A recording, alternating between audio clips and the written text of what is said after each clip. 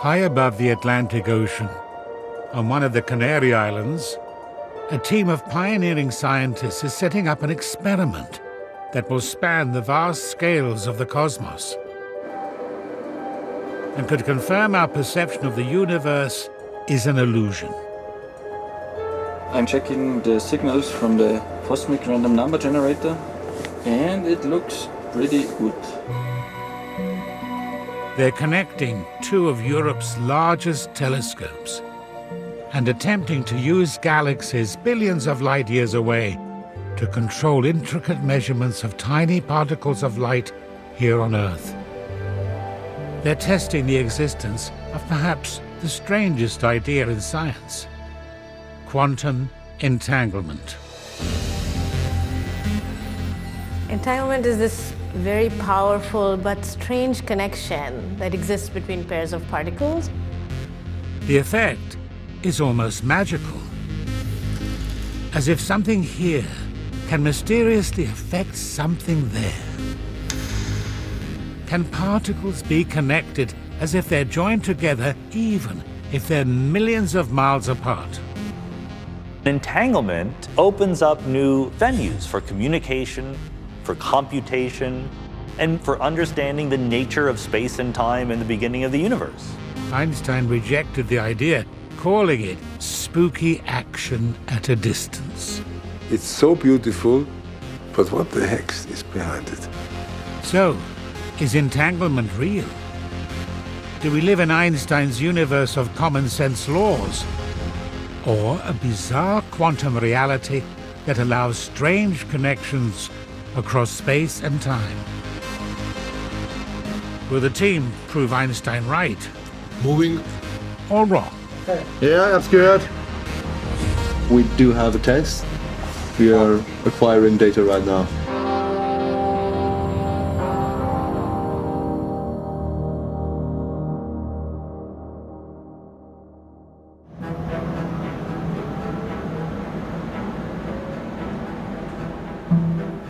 As with so many of the most important ideas in physics, the story of quantum entanglement begins with Albert Einstein.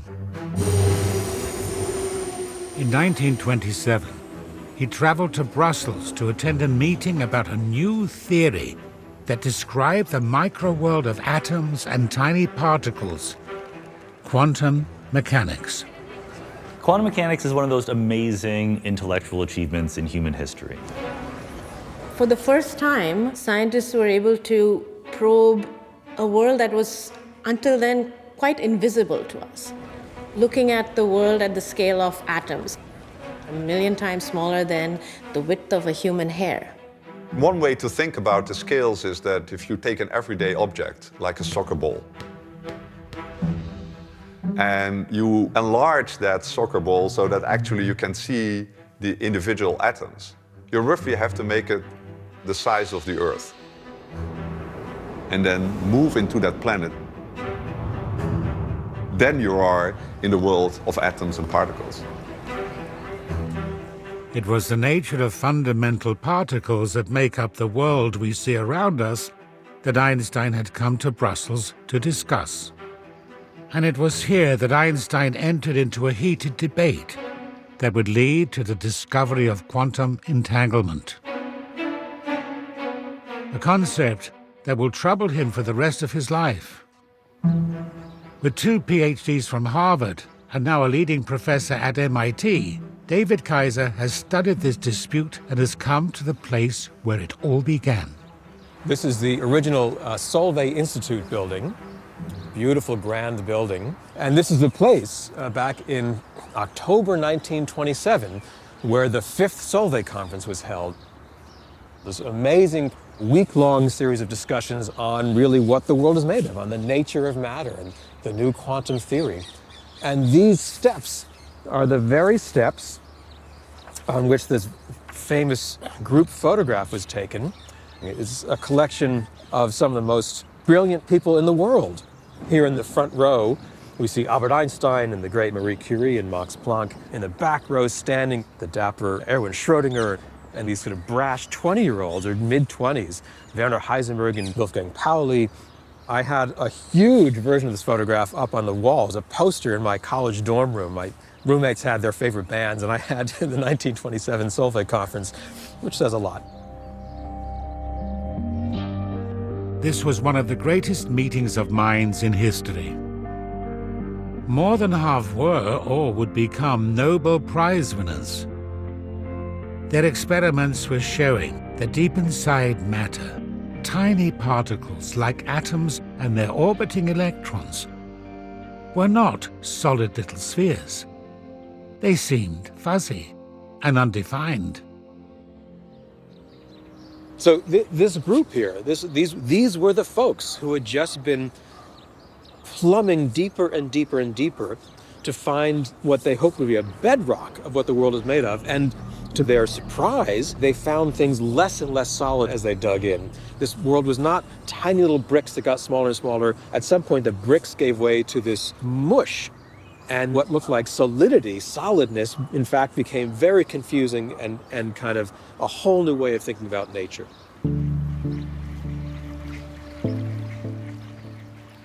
The theory of quantum mechanics presented that the meeting was strange. It said that a particle like an electron isn't physically real until it is observed and measured by an instrument that can detect it. Before it's detected, instead of being a solid particle, an electron is just a fuzzy wave, a wave of probability. These objects like electrons and atoms, when we describe mathematically their behavior, the only thing we can describe is the probability of being at one place or another.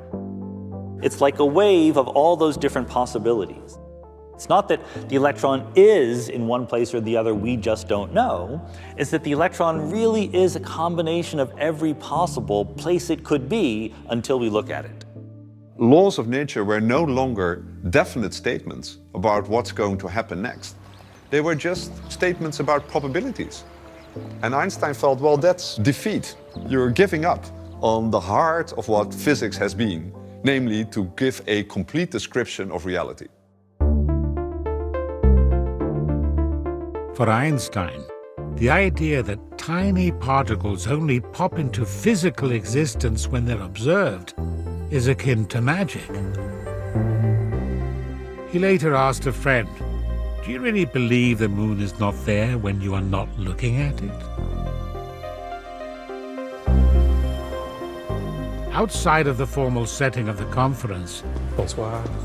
he challenged the most vocal supporter of these ideas, the great Danish physicist Niels Bohr. Einstein would show up to breakfast at the hotel, and Niels Bohr would be there, and Einstein would present his latest challenge. Niels Bohr would sort of mumble and wonder and confer with his younger colleagues. They'd head off to the formal meeting at the Institute, and somehow every night by supper time, Bohr would have an answer.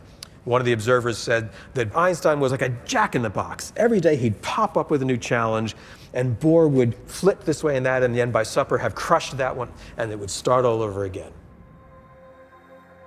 To Bohr and his colleagues, quantum mechanics not only explained experimental results, its mathematics were elegant and beautiful.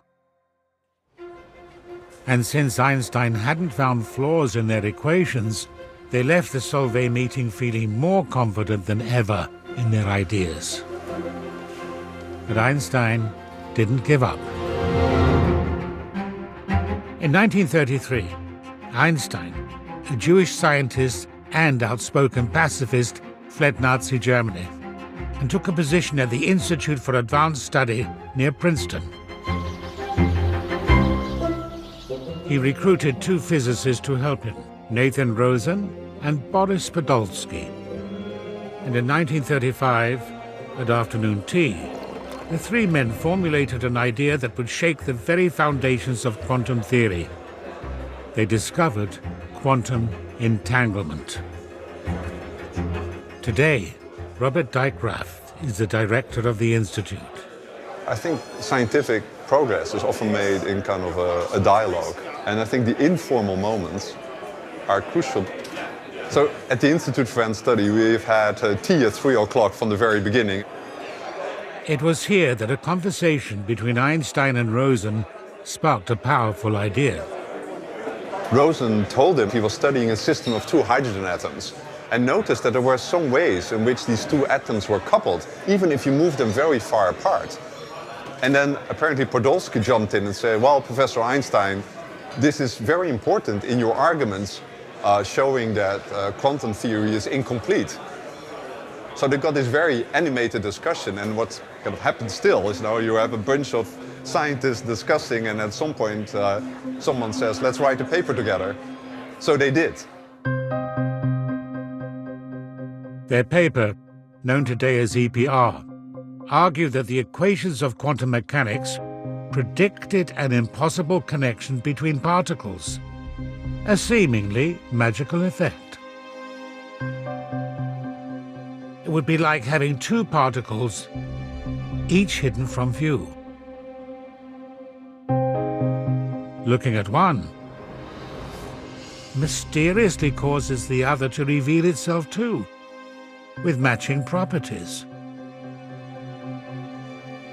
Quantum theory suggested this effect could happen in the real world, for example with particles of light, photons.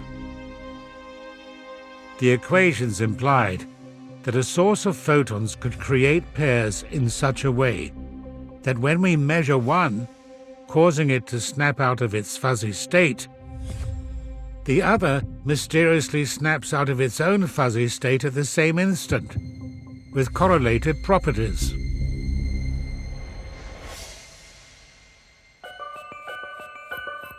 The 1935 paper that described this effect has become Einstein's most referenced work of all.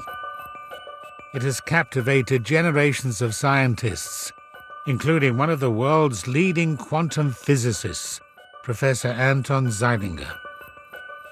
The Einstein-Podolsky-Rosen paper fascinated me, and I had to read it at least 5 or 6 times until I finally understood what goes on. And then it didn't let me go again. Another way to think of the paired particles is to imagine a game of chance that's somehow rigged.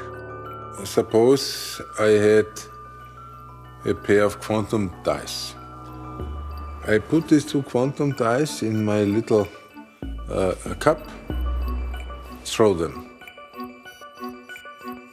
I look at them, they show the same number, 6. I put them again in the cup, throw them again. Now they both show 3. I put them in again, throw again. Now they both show 1. Point now being, what I see here is, I see 2 random processes, namely each die showing some number, but these 2 random processes do the same. That's really mind-boggling. How could 2 particles act in unison, even when they're separated from each other? Essential to the EPR argument is that these particles can be separated at an arbitrary distance. One could be here at Princeton, one could be in the Andromeda galaxy. And yet, according to quantum mechanics, a choice to measure something here is somehow instantaneously affecting what could be said about this other particle. You can't go from Princeton to Andromeda instantly. And yet that, they argued, is what the equations of quantum mechanics seem to imply. And that, they said, so much the worse for quantum mechanics. The world simply can't operate that way. For Einstein, this strange effect conflicted with the most basic concept we use to describe reality: space. For him, objects, particles, everything that exists is located in space. Space, together with time, was the key ingredient in his theory of special relativity with his famous equation, E = mc squared. Einstein, of course, was the master of space-time. He thought that if something happened here, that shouldn't immediately and instantaneously change something that is going on over there, the principle of locality, as we currently call it. For Einstein, it's simply common sense that if objects are separated in space, for one to affect the other, something must travel between them.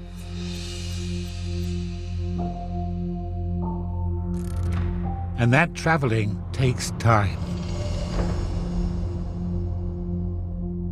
Quantum particles acting in unison could be explained if they were communicating. One particle instantly sending a signal to the other, telling it what properties it should have.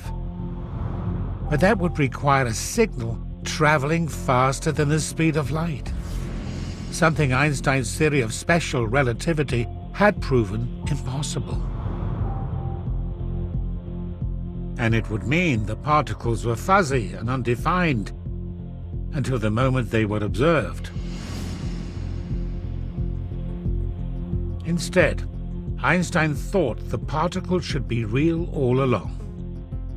They must carry with them a hidden layer of deeper physics that determines their properties from the start.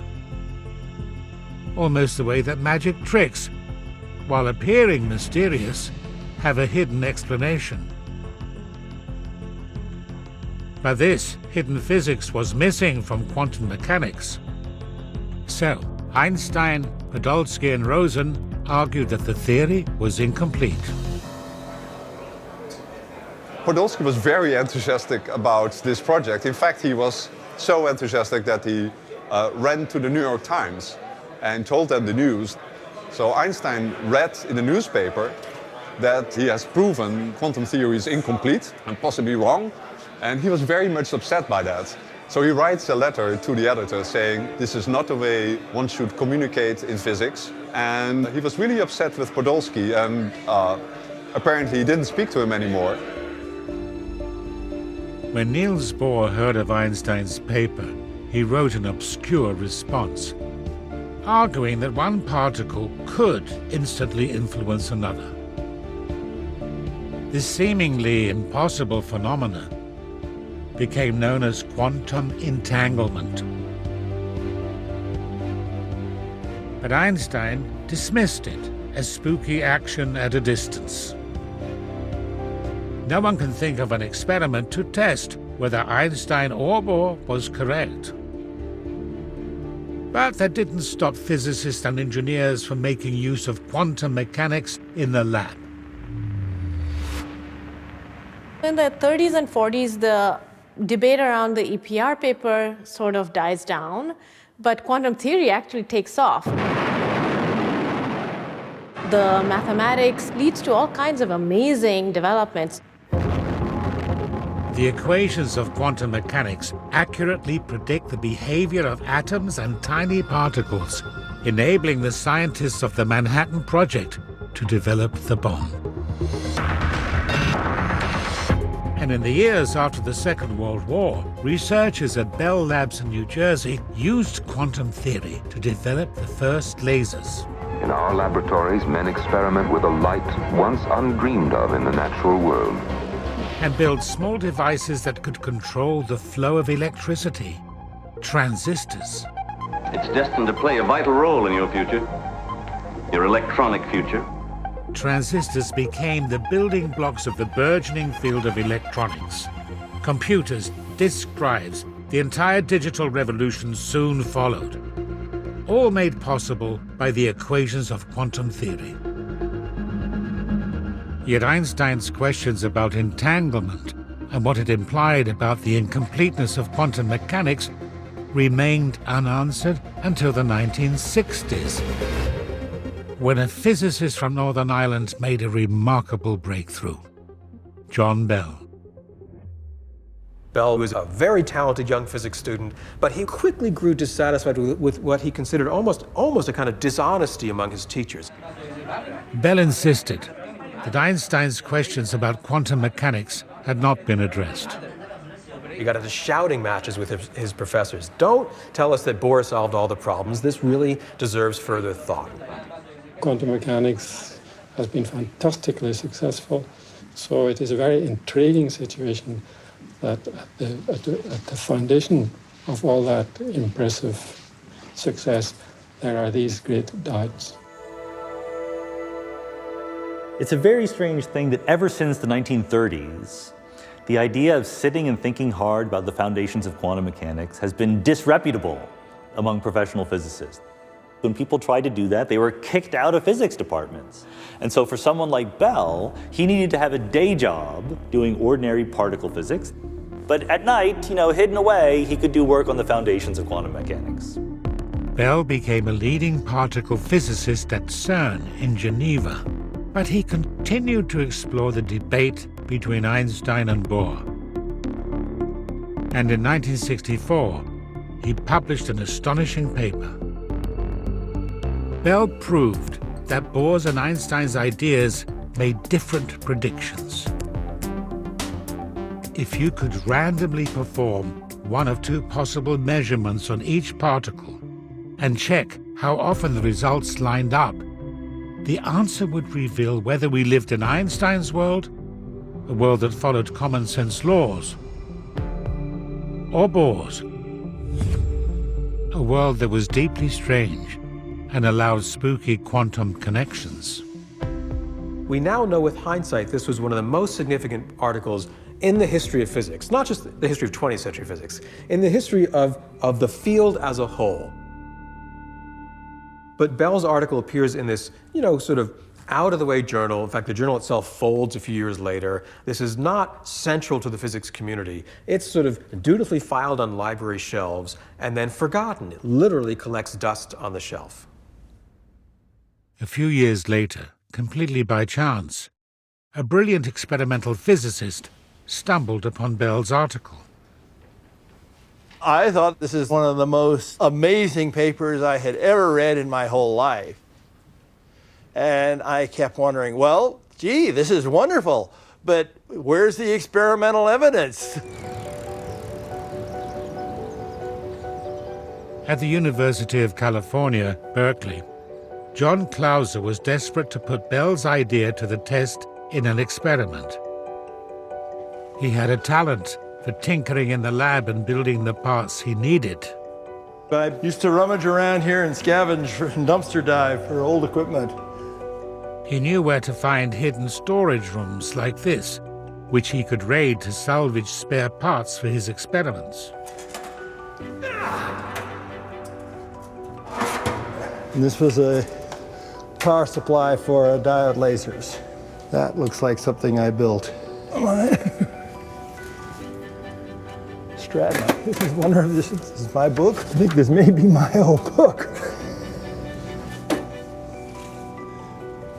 I'll take it.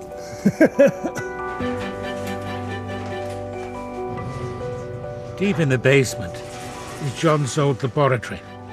This is B207, where we did the original experiment. He hasn't been back for decades. I remember distinctly this old sink.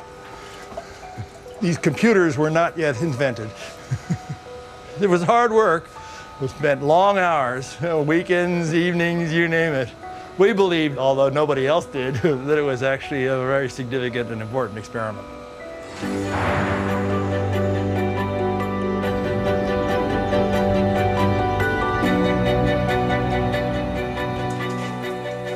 Back at home, John has kept parts and papers from his experiments. Careful, don't. Where's this? So this is my shop and laboratory. Mostly now I just build sailboat parts for yacht racing.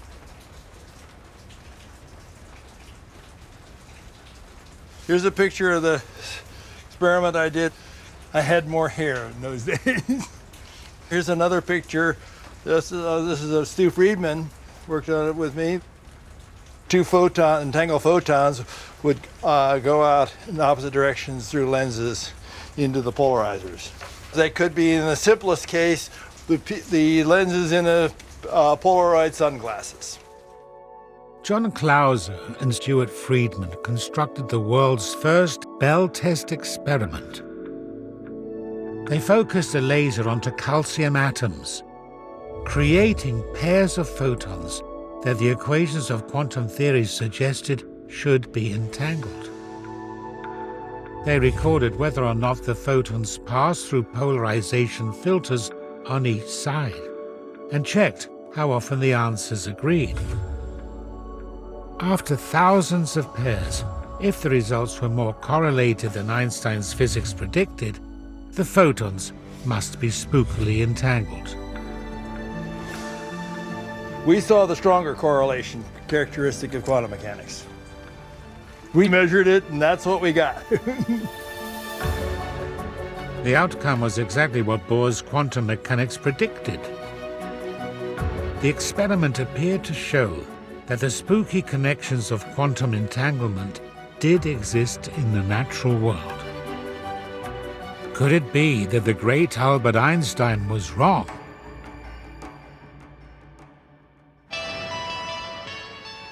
The first people to react to this extraordinary result were not the world's leading physicists.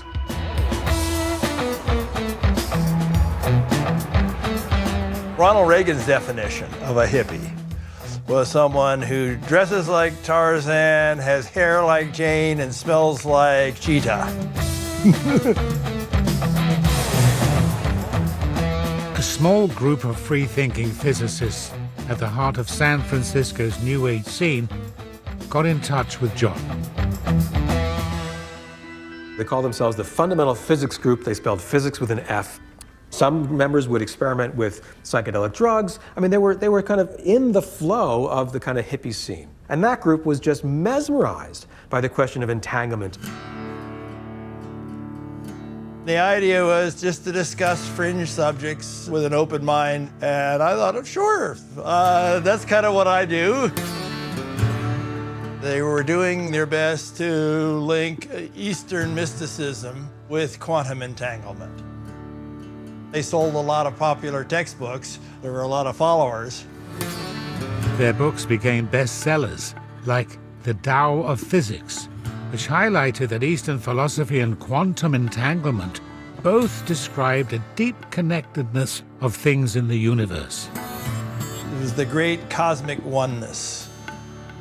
The group held meetings at the iconic Esalen Institute.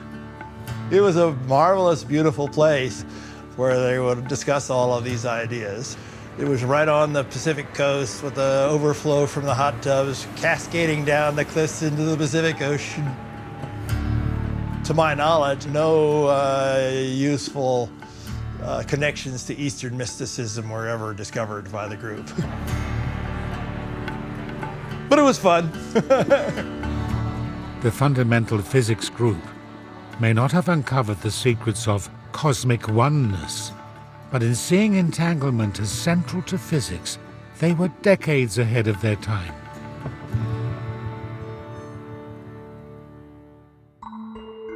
In the years after Clauser and Friedman's pioneering work, physicists began to test possible loopholes in their experiment. Ways in which the illusion of entanglement may be created, so the effect might not be so spooky after all. One loophole is especially hard to rule out. In modern Bell test experiments, devices at each side test whether the photons can pass through one of two filters that are randomly chosen, effectively asking one of two questions and checking how often the answers agree. After thousands of photons, if the results line up more than Einstein's physics predicts, the particles must be spookily entangled. But what if something had mysteriously influenced the equipment, so that the choices of the filters were not truly random? Is there any common cause deep in the past, before you even turn on your device, that could have nudged the questions to be asked and the types of particles to be emitted? Maybe some strange particle, maybe some force that had not been taken into account, so that what looks like entanglement might indeed be an accident, an illusion. Maybe the world still acts like Einstein thought.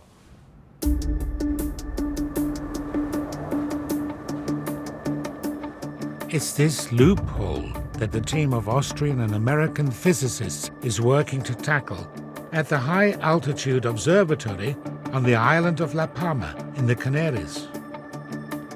With quantum mechanics now more established than ever, they're determined to put entanglement to the ultimate test and finally settle the Einstein-Bohr debate beyond all reasonable doubt. Professor Anton Zeilinger is leading the team.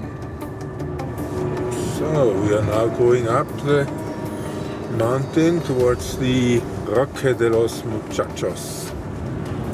So everything looks perfect today. They're creating a giant version of Clauser and Friedman's spell test, with the entire universe as their lab bench.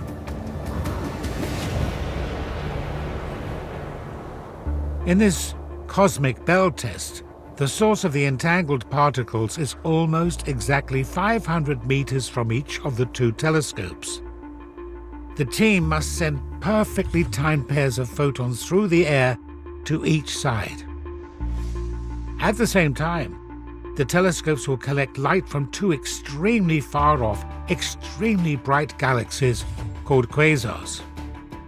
Random variations in the color of the quasar light will determine which filters the photons must pass through. And since the light from the quasars has been traveling for billions of years to reach Earth, it makes it incredibly unlikely that anything could be influencing the random nature of the test. At this experiment we use 3 locations. One is behind me here, where you see this container with the blue frame. In that container we have the source for the entangled pairs of photons. One of the 2 photons is sent to one telescope, the other one to the other. The first telescope is here, the Telescopio Nazionale Galileo. It's an Italian telescope. You can see the small container on the bridge there, where the photon arrives, and the telescope then will look up on the sky, pick up the light from a quasar, which is very, very far away, and take the signal of the quasar to steer the kind of measurement done on the photon which arrived. Over there is Herschel, William Herschel telescope, the big one. The photon arrives there, and again that telescope picks up the light from a different quasar, and that steers the measurement on the photon here. The preparation right now is that at the source, I would claim that we have some of the best people in the world working on these quantum sources. By firing a laser through a specially made crystal, the team creates a pair of photons that quantum theory suggests should be entangled. We have some entanglement, just about the best we've seen here. We still have to tune the state a bit to get to what we usually achieve in the lab.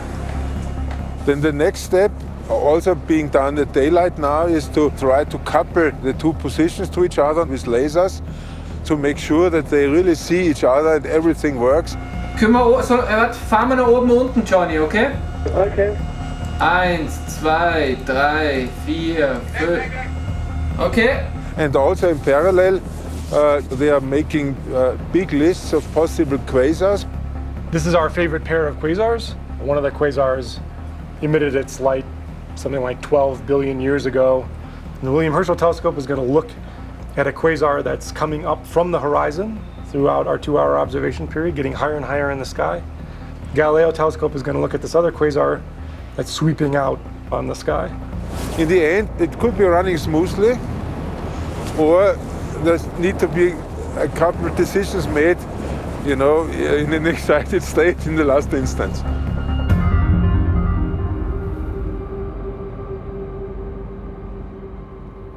With the experiment finally set up, the team take their positions. Professor David Kaiser has worked on this experiment with his colleague Jason Galecchio for 4 years. Coordinating it all is Dominic Rausch. The experiment is his thesis project. He's also been preparing for years. But as darkness falls, temperatures on the mountain begin to drop. Ja, ja, Sie haben unsere Nummer und wenn es besser wird, werden wir angerufen. Okay.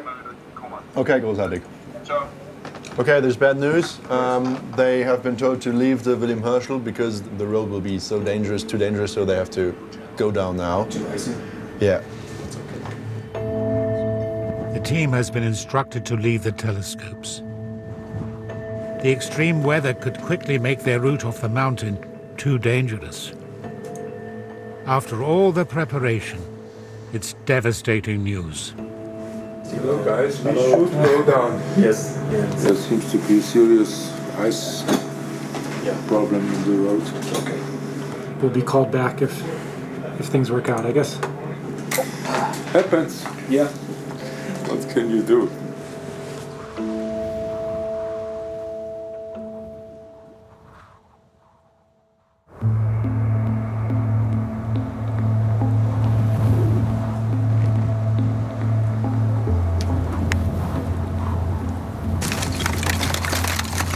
The next day, the team begins to prepare for another attempt.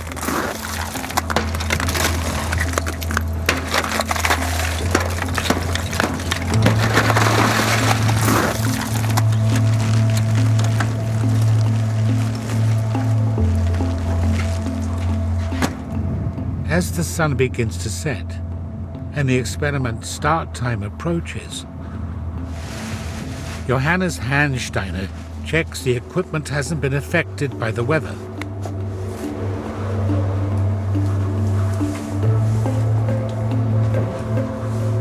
What are you doing, Johnny? I'm currently checking the signals from the cosmic random number generator, checking if we have a high enough signal, and it looks pretty good.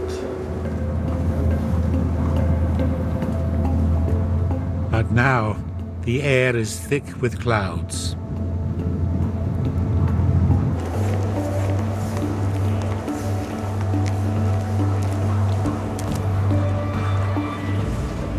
Here's the humidity at the various telescopes, and you see the humidity is 100%. So as long as this lasts, we can't do much.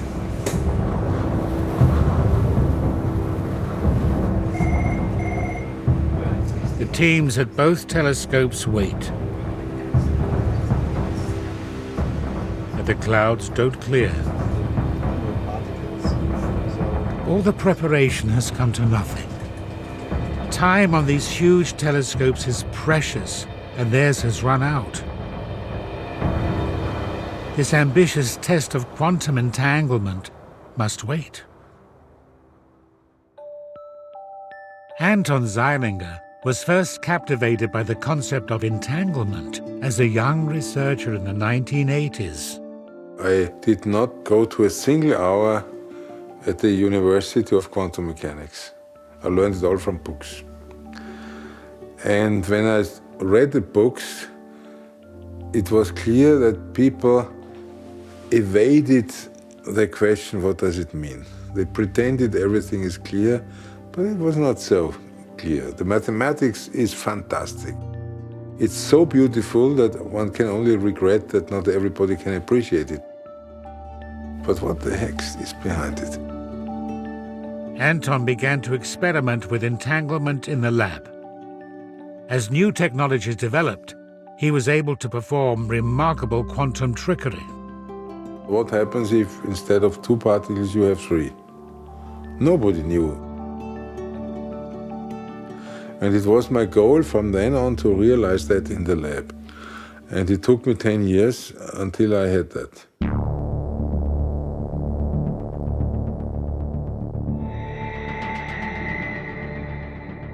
What at that time we could do was create pairs of entangled particles. So you have a pair and another pair. And then what you do is you kind of mix these 2 photons, and take one out of the system, and then you are left with 1, 2, 3. 1, 2, 3.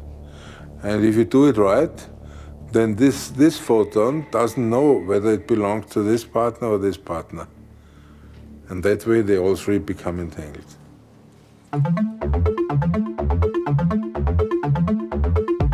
Today, cutting-edge labs around the world are racing to harness Anton's multi-particle entanglement to create revolutionary new technologies, like quantum computers. In our everyday computers, the fundamental unit of computing is a bit, a binary digit, 0 or 1. And inside the computer, there's all these transistors which are turning on and off currents. On is 1, off is 0, and these combinations lead to universal computing. With a quantum computer, you start with a fundamental unit that's not a bit, but a quantum bit, which is not really a 0 or a 1, but it can be fluid. A quantum bit makes use of the fuzziness of the quantum world. A qubit, as it's known, can be a 0 or 1 or a combination of both. A particle or tiny quantum system can be made into a qubit, and groups of qubits can be linked with entanglement to create a quantum computer. The more qubits, the greater the processing power. At Google's quantum computing laboratory in Santa Barbara, the team has recently created a single chip that holds 72 qubits, more than any other quantum chip produced to date. The task for researcher Marissa Agostina and her colleagues is to send signals to these microscopic qubits to control and entangle them. Mounted on the underside of this plate, we have the quantum processing chip itself. In essence, a quantum playground, you could say. Each qubit is a quantum object that we should be able to control at will. Thinking about it as the faster version of that PC over there would be a great slight to this. It can be much more than that. For instance, if we want to understand how some chemical reaction works, rather than using a mathematical model, we can use these qubits to model the chemistry. By using entangled qubits, quantum computers could tackle real-world problems that traditional computers simply can't cope with. For example, a salesman has to travel to several cities and wants to find the shortest route. Sounds easy. But with just 30 cities, there are so many possible routes, it would take an ordinary computer, even a powerful one, hundreds of years to try each one and find the shortest. But with a handful of entangled qubits, a quantum computer could resolve the optimal path in a fraction of the number of steps. There's another reason teams like Marissa's are racing to create a powerful quantum computer: cracking secret codes. In today's world, everything from online shopping to covert military communications is protected from hackers using secure digital codes, a process called encryption. But what if hackers could make use of quantum computers? A quantum computer could crack our best encryption protocols in minutes, whereas a regular computer or even a supercomputing network today couldn't do it, given months of time. But while quantum entanglement may be a threat to traditional encryption, it also offers an even more secure alternative. A communication system that the very laws of physics protect from secret hacking. Researchers in China are leading the way. Here in Shanghai, at the University of Science and Technology, Professor Jian Wei-Pan runs a leading quantum research center. His teams are working to harness the properties of the quantum world.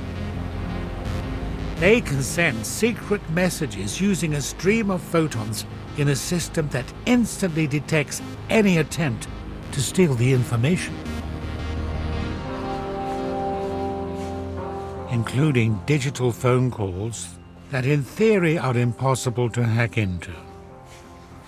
So what have we got in here? So here is a system for the secure telephone. Yeah? This is a fiber connection between two systems to send secure information.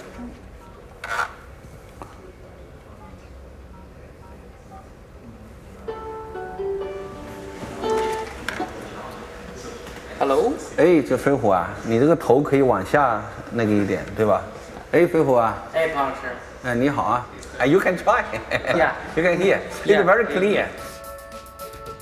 Jianwei's team has created a network of optical fibers more than 1,000 miles long that can carry secure information from Beijing to Shanghai. It's used by banks and data companies. Here is all the cities which are connected to the network. For example, here is Shanghai. Here is China Bank. And here is our control center. So people are really using the secure information transfer. But there is a limit to how far quantum signals can be sent through optical fibers. To send signals further, Jianwei's team launched the world's first quantum communications satellite. Above Earth's atmosphere, there are fewer obstacles, and quantum particles can travel much further.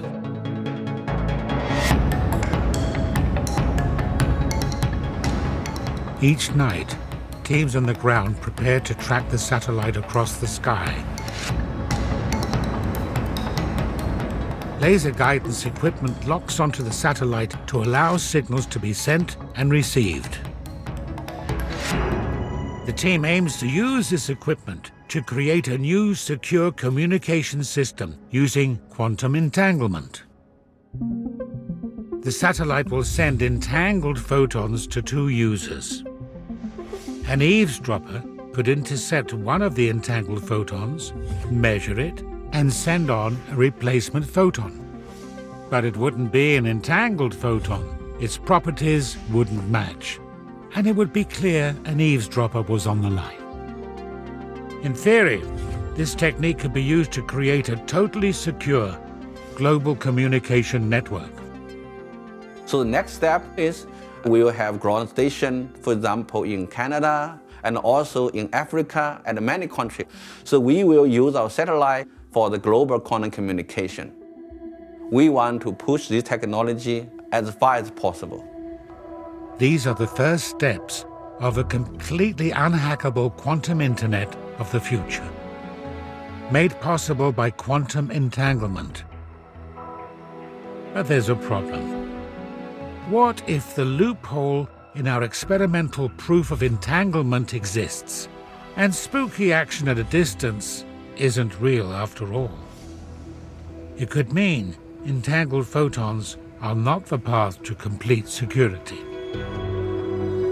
So by using light released from quasars, the team in the Canary Islands is hoping to close this loophole and prove that entanglement is as spooky as Bohr always claimed. This is not my experience. Dominic and Jason are at one telescope. Hallo Anton. Anton is at the other. Wir hatten gerade schon den Quasar im Field of View oder in der Iris. Mit der Quelle funktioniert auch. Ja, Quelle funktioniert, der Kontrast ist super. Läuft. Das liegt jetzt.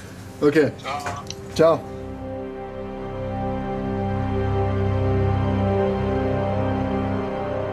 With clear skies finally overhead, the huge telescopes awaken.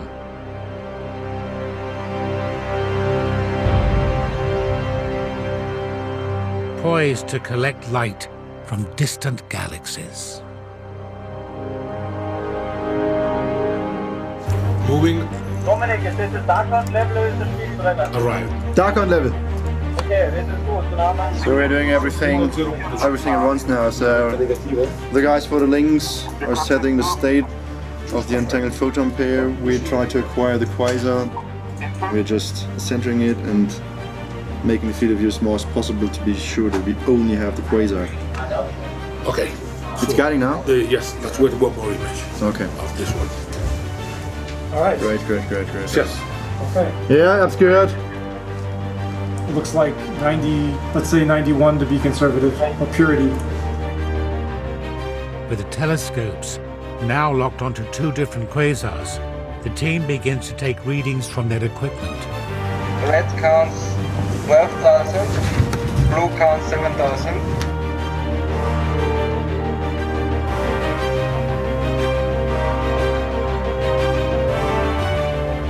We do the full cosmic bell test.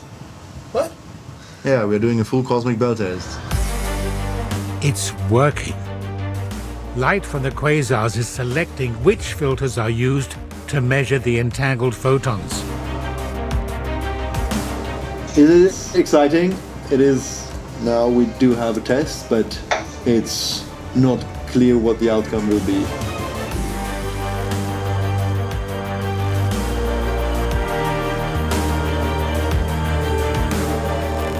Everything's exactly the same, beautiful, perfect. Yeah.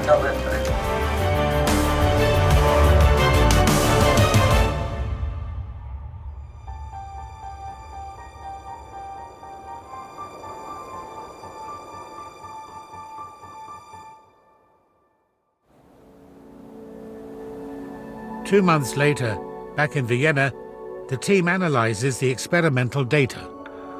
This might take a second. The numbers look really great, and it is extremely pleasing to see that all this works so nice. We clearly see correlations that correspond to quantum mechanics. The results show entanglement. The data shows that the pairs of photons correlated more than Einstein's physics predicts. And since the light from the quasars controlling the test was nearly 8 billion years old, it's extremely unlikely that anything could have affected its random nature. This remaining loophole seems to be closed. It seems Einstein was wrong. The experiment we did is just fantastic. The big cosmos comes down to control a small quantum experiment. That in itself is beautiful. I think to do these experiments is a question of honesty. You have to do them. As long as there are loopholes, you have to close them as much as possible. This I consider an obligation. You know, honestly, I still get chills. I mean, when I realized what our team was able to do in this intellectual journey that stretches back to the early years of the 20th century, there's hardly any room left for a kind of alternative Einstein-like explanation. We haven't ruled it out, but we've shoved it into such a tiny corner of the cosmos as to make it even more implausible for anything other than entanglement to explain our results. Accepting that entanglement is part of the natural world around us has profound implications. It means we must accept that an action in one place can have an instant effect anywhere in the universe, as if there's no space between them. Or that particles only take on physical properties when we observe them. Or we must accept both. We're left with conclusions about the universe that make no sense whatsoever. Science is stepping outside of all of our boundaries of common sense, and yet finding ways to explain the universe. It's almost like being in Alice in Wonderland, right, where everything is possible.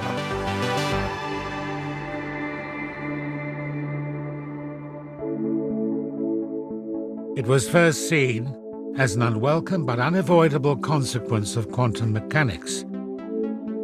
Now, after a century of disputes and discoveries, spooky action at a distance is finally at the heart of modern physics. At the Institute for Advanced Study, where the concept of entanglement was first discovered, researchers are using it in powerful new ideas that could lead to a single, unified theory of the universe, the holy grail of physics. Einstein's theories of special and general relativity perfectly describe space, time, and gravity at the largest scales of the universe.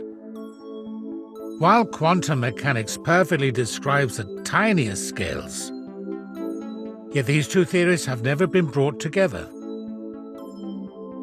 So far, we've not yet had a single complete theory that is both quantum mechanical and reproduces the prediction of Einstein's wonderful theory of general relativity. Maybe the secret is entanglement.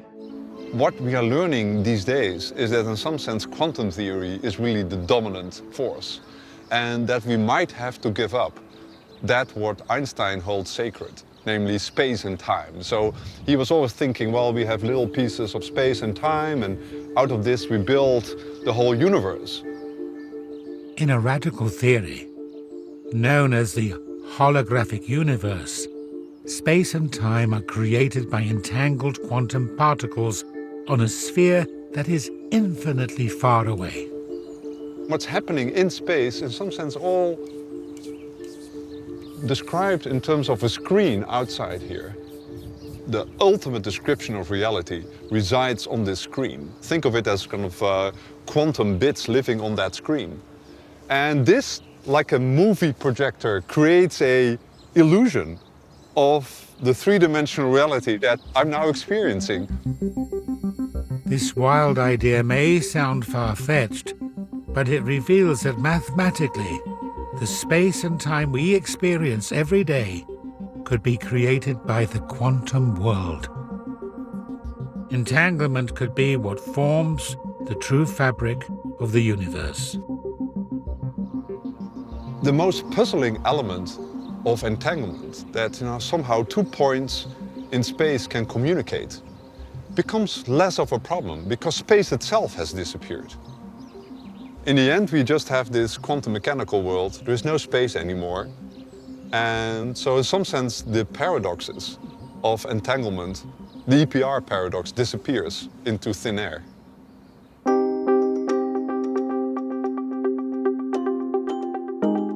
Truly understanding quantum mechanics will only happen when we put ourselves on the entanglement side, when we stop privileging the world that we see and start thinking about the world as it actually is.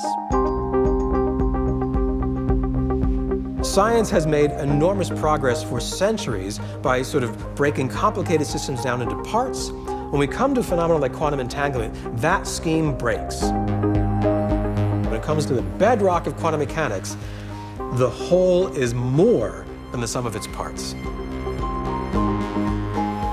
The basic motivation is just to learn how nature works. What's really going on? Einstein said it very nicely. He's not interested in this detailed question or that detailed question. He just wanted to know what were God's thoughts when he created the world. An epic series from Professor Brian Cox examines our nearest neighbours, the planets, all episodes streaming on iPlayer.